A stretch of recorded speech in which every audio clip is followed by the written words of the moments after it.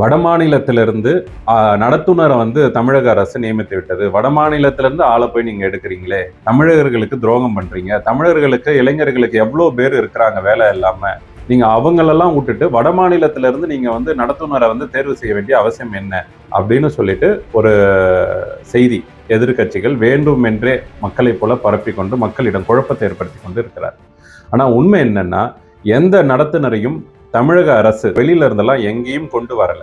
இன்னும் சொல்ல போனா இந்த டெண்டரை கூட தமிழக வெற்றி கழக அரசு விடல.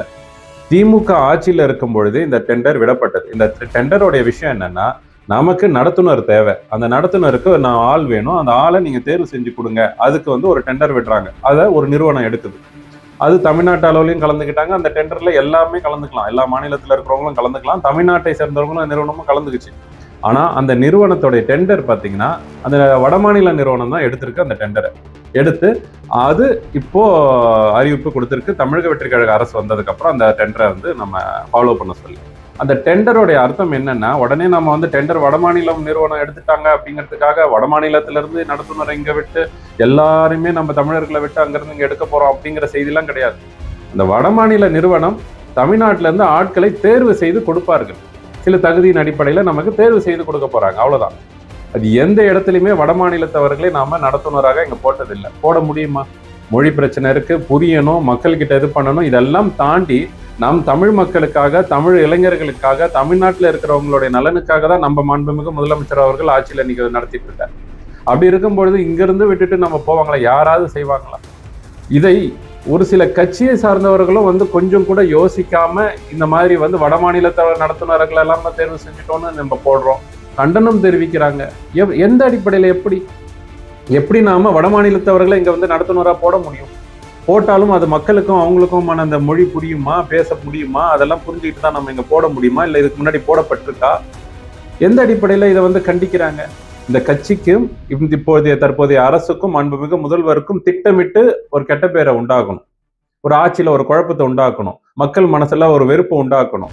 மாண்புமிகு முதலமைச்சர் வந்து ஏதோ நம்மளுக்கு துரோகம் செய்யறாருங்கிற மாதிரி கொண்டு போகணும். இதுக்கு முன்னாடி விவசாயிகள் அப்படிதான் தூண்டி விட்டாங்க. இப்போ வேலை இல்லாத இளைஞர்களையும் வேலை தேடிக்கொண்டு இருக்கக்கூடியவர்களுக்கும் மனசுலயும் ஒரு வெறுப்பு உண்டாக்குற வகையில் இப்படி செய்யறாங்க. இது வெறும் டெண்டர் தான். இது வெறும் ஆள் சேகரிச்சு நம்ம கொடுக்கறது தான். இதை வட மாநிலம் டெண்டர் மூலியமாக முறையாக அவங்க எடுத்திருக்காங்க. அதுவும் திமுக ஆட்சியில எடுத்திருக்கிறாங்க. ஆள் நம்ம இதுல தமிழகத்திலிருந்து தான் தேர்வு செய்யப்பட போகிறார்கள், அவ்வளவுதான். இதை ஒருவேளை தேர்வு வட மாநிலத்திலிருந்து செய்திருந்து இவங்க கண்டனம் தெரிவிச்சிருந்தாலும் நியாயம், இல்ல செய்ய போறோம்னு அறிவிப்பு கொடுத்திருந்தாலும் நியாயம். இவர்களாக இந்த மாதிரியான ஒரு விஷயத்த ஒரு ஆக்கப்பூர்வமாக எதுவுமே எடுக்காம இந்த மாதிரி ஒரு புகார் கொடுப்பதையாகவும், சும்மா ஒரு மக்கள் மனசுல குழப்பத்தை உண்டு பண்ற மாதிரியும், ஒரு ஆக்கப்பூர்வ விவாதமோ ஆக்கப்பூர்வ விஷயத்தையோ கொண்டு வராம மக்களை குழப்பம் அடைய செய்யறது, பீதி அடைய செய்யறது, பயமுறுத்துற வேலையாவே எதிர்கட்சிகள் செஞ்சுட்டு இருக்காங்க. அதனால இதை வந்து மக்கள் யாரும் நம்ப வேண்டாம். இந்த மாதிரி தமிழர்களுக்கு துரோகம் செஞ்சுட்டு தமிழர்களை விட்டு நம்ம வெளி மாநிலத்திலிருந்து வேலைக்கு ஆட்கள் எடுப்பதோ இல்லை வெளி மாநிலத்தில் இருக்கிறவர்களுக்கு முன்னுரிமை கொடுப்பதோ எந்த காலத்திலும் தமிழக வெற்றி கழக அரசு செய்ய போவதில்லை. மாண்புமிகு முதலமைச்சர் விடவே மாட்டார். நம்ம அண்ணன், நம்ம தம்பி, நம்ம தங்கைன்னு அவர் வந்து வாழ்ந்துட்டு இருக்காரு. அவர்களுக்கு செய்யணுங்கிறது தான் ஒவ்வொரு நிமிடமும் அவர் வந்து யோசிச்சுட்டு இருக்காரு. அப்படி இருக்கும் பொழுது தமிழர்களுக்கு தான் முன்னுரிமை வேணுங்கிறதுல ரொம்பவே அவர் வந்து ஈடுபாடோட இருக்கார்.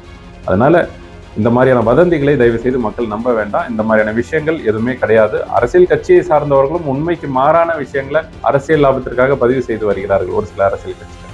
அதை தயவு செய்து நம்ப வேண்டாம் அப்படிங்கிறது தான் நாங்கள் தெரிவிச்சோம்.